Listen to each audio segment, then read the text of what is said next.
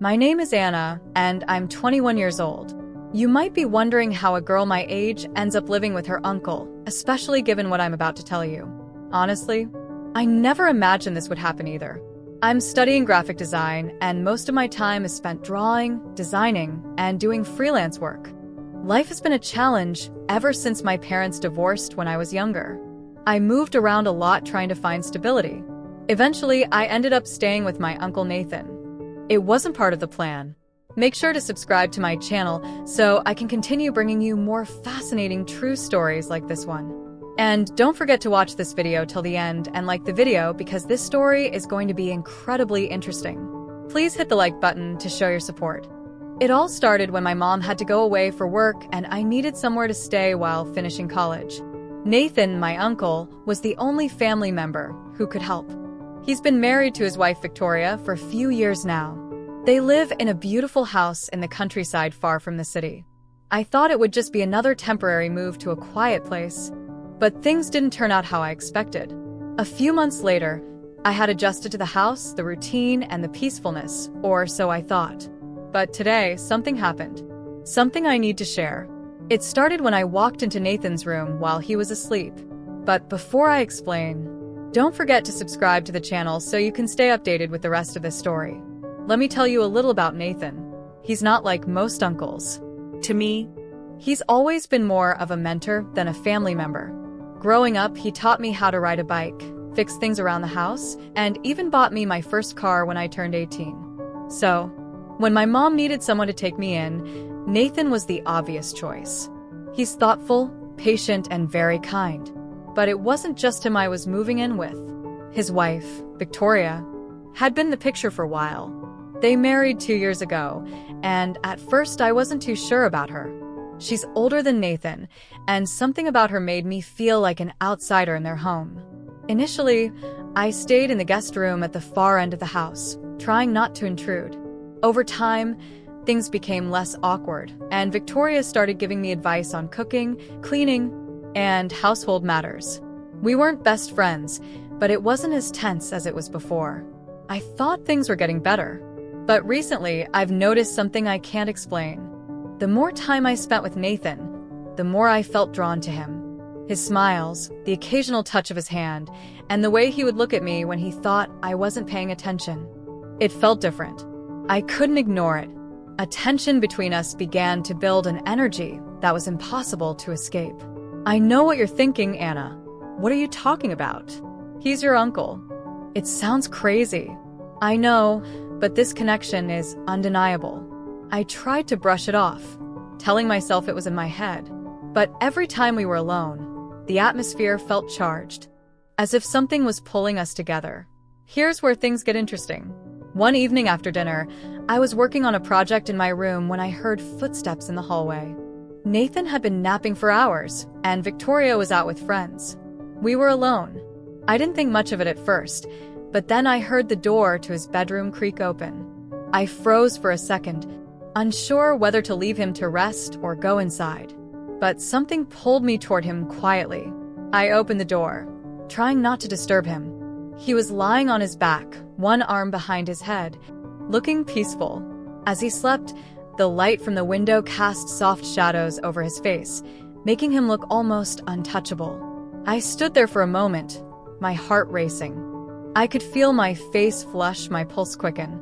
I'd never felt this way before. Maybe I just wanted to look at him. Or maybe it was something more. I didn't know.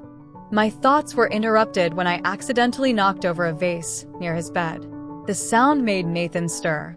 His eyes opened, and for a brief moment, we locked gazes. There was confusion in his eyes, but something else. Too, something I couldn't quite name. He blinked a few times, trying to focus on me, then let out a groggy laugh. Anna, what are you doing here? He asked, his voice thick with sleep. My heart was racing as I struggled to find the right words. I didn't want to look like I was snooping, but I didn't know how to explain myself. My mouth went dry. I didn't mean to wake you, I stammered, feeling embarrassed. Nathan sat up slowly, rubbing his eyes. He smiled at me, the same kind, patient smile he always gave. But today there was something different in his eyes, something that made my heart race. He studied me for a moment before speaking again. "It's okay," he said gently. "You know you can always talk to me." "Anna, I'm here for you." I nodded, but my mind was spinning. I didn't know how to deal with this strange feeling. The room felt heavy, and I could feel my breath coming faster. I just wanted to talk. I whispered. Nathan's smile faded just a little, and I thought I saw a brief hesitation in his eyes before it vanished. He patted the bed next to him. "Come here then. You can always talk to me," he said warmly. I stood there for a moment, unsure, but something inside me pushed me forward without thinking. I sat next to him. The tension between us was thick, heavier than ever. I could feel the heat of his body next to mine, his cologne filling the air. We were so close that I could hear his breathing and feel the rise and fall of his chest. With each breath, my heart raced again, and slowly, almost in slow motion, I looked up at him. Our faces were so close that I could feel his warmth. His gaze was soft, unsure, but there was something else. A spark that made my skin tingle. "Anna, are you okay?" Nathan asked gently. Before I could answer, I leaned in closer to him. My pulse was racing and my breath caught in my chest. I couldn't explain it, but everything felt so intense, as though the air itself was charged. Nathan didn't pull away. His eyes held mine with quiet intensity. He didn't speak, but his breath quickened, mirroring mine. The room felt warmer. The silence between us deepened with unspoken words. My mind was in a whirlwind. Everything had led to this moment. I couldn't stop myself. Slowly, I leaned in, my lips trembling as if I were in a dream. They brushed against him. At first it was uncertain, tentative, but then, as his lips met mine, soft and gentle. I couldn't stop myself. My mind screamed for me to stop, but my body refused. I needed this. I wanted this. Nathan's hand cupped my cheek, urging me closer. His other hand rested beside us, grazing my skin. I could feel the heat of his touch. The kiss deepened, and soon it was hard to tell where his lips ended and mine began. The rest of the world disappeared. It was just the two of us caught in this undeniable connection. My mind raced with confusion, guilt, but also with a strange sense of rightness. What were we doing? Why did it feel so necessary? There were no words to explain it, no logic behind it. He pulled away for just a moment, his forehead resting against mine. Our breathing was heavy, each breath shaky and slow. I could feel his pulse against my skin, matching the rapid beat of my own heart. "Anna." His voice was soft, strained with something deeper. We shouldn't, but I wasn't sure. Sure, I agreed. Something inside me refused to acknowledge any reason to stop. Slowly, I reached for his hand, intertwining my fingers with his. He didn't pull away. His fingers curled around mine, holding on to me just as tightly as I was holding on to him. Our eyes met, and for a long moment, we didn't speak. The weight of everything hung between us. Should we? Could we? My hand instinctively moved to the back of his neck, pulling him closer. I kissed him again. This time there was no hesitation, no fear, just the overwhelming need to stay close to him, to feel his presence. Nathan's hand slid down my back, drawing me closer. The contact of our bodies made everything feel incredibly intense. I didn't know where this was heading, but I didn't care. I wanted to stay in this moment where only the two of us existed. My heart pounded in my chest as his lips moved to my neck, pressing soft kisses against my skin. I could feel his breath against my ear, sending a shiver down my spine. It was unlike anything I had ever felt before. Intimate, consuming, and deeply wrong, yet thrilling in a way I couldn't explain. "You're sure about this?" he murmured against my skin, his voice thick with desire. "I don't want to hurt you." I closed my eyes, trying to find my voice. Everything inside me screamed to stop, to pull away, but I couldn't. The longing was too strong, the need too powerful. Didn't want to think anymore. Didn't want to question anything. I just wanted to be with him, I'm sure. I whispered, my hands moving over his chest, feeling the warmth of his skin beneath my fingertips. "I want this, Nathan. I want you." His lips found mine again. And this time, the kiss was deeper, more urgent. There was no turning back now. The world outside of this room didn't matter. There was only the way he made me feel desired, needed, and alive in a way I had never experienced before. The room seemed to close in around us. The light dimmed as the intensity of our connection grew.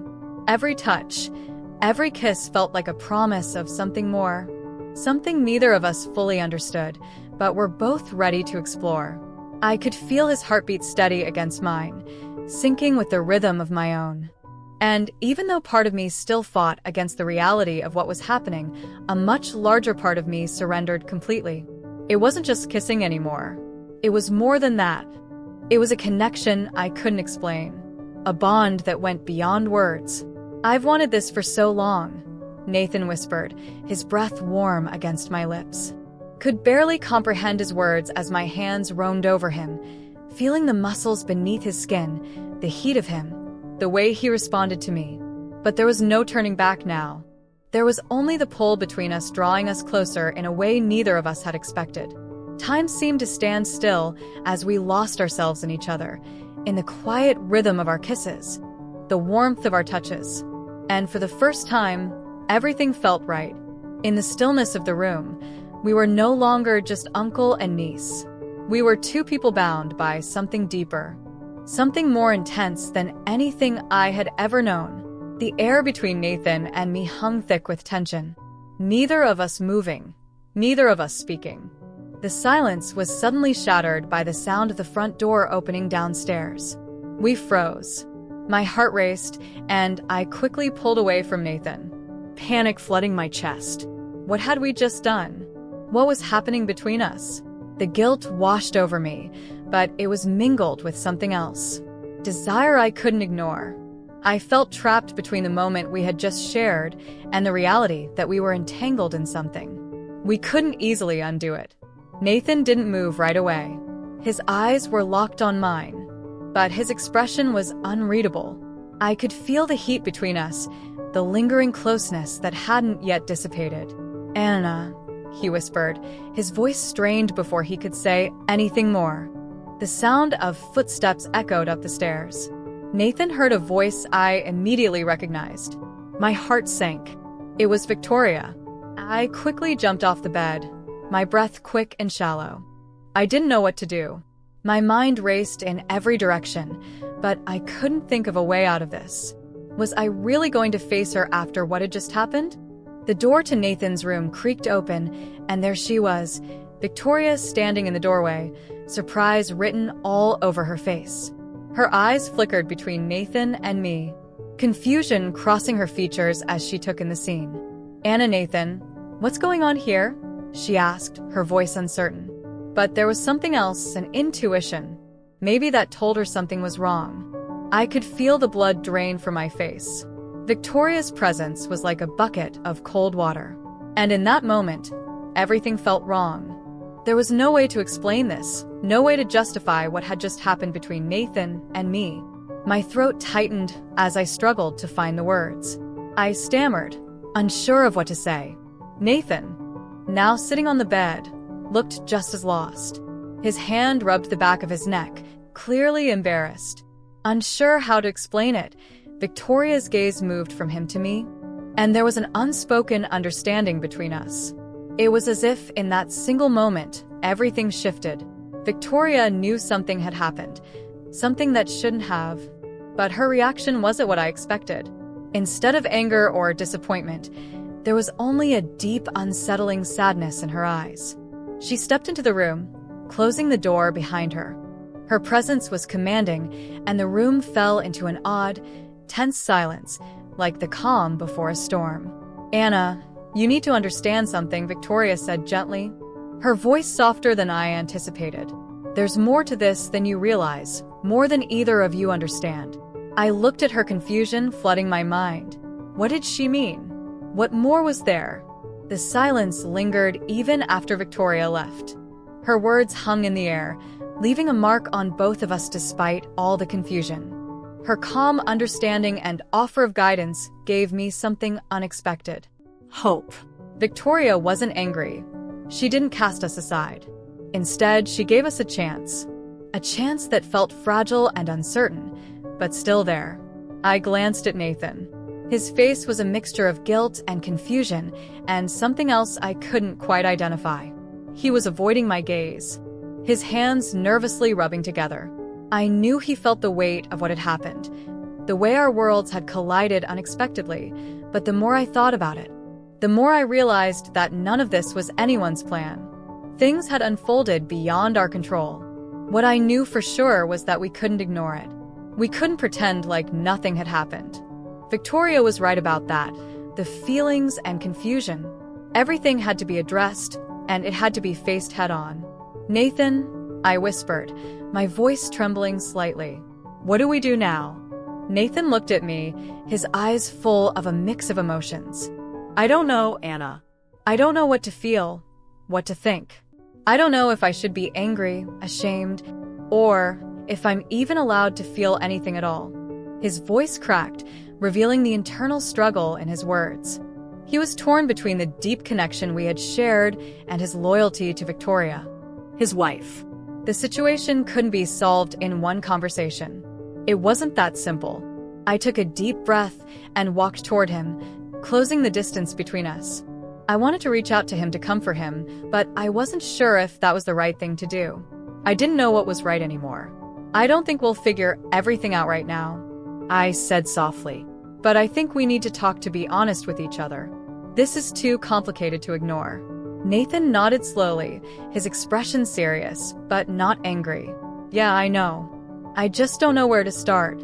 I took his hand. The touch is both comforting and charged with unspoken emotion. We start by admitting what happened, what we felt, what we still feel. And then we figure out what comes next. He nodded again, his expression softening just a little. "It's not going to be easy, Anna. But I want to understand. I want to understand what's happening between us." I squeezed his hand. The contact is both comforting and filled with unspoken emotions. "I don't have all the answers, Nathan. I don't know what will happen next, but I'm not running from this. Not anymore." We sat in silence for a moment, both lost in thought, trying to make sense of everything that had happened. There was no clear way forward, no easy answers, the emotions, the confusion. It was all so overwhelming. But what Victoria had offered us was a lifeline, the space to face everything together, to confront the mess we had found ourselves in. I looked at Nathan again, and for the first time I felt that no matter what happened next, we would face it with honesty. There was no perfect solution, no simple way to fix things. But there was hope. Hope for understanding and healing, and maybe even for something more. As I sat back, my thoughts racing with all the possibilities, I couldn't help but think of Victoria and what she had said. Her calmness and her offer of understanding had opened up a door I didn't even know existed. She hadn't rejected us. She hadn't condemned us. Instead, she had given us room to breathe, room to process what had happened. But what would happen next? How would things unfold if we admitted the depth of what we still felt? Could we move forward? Or would the weight of it all be too much? But those were questions for another time right now. It was just Nathan and me sitting together in the silence of our shared uncertainty. We both knew nothing would ever be the same again. The only thing we could do was to take the next step, whatever that might be, and somehow together we would figure it out.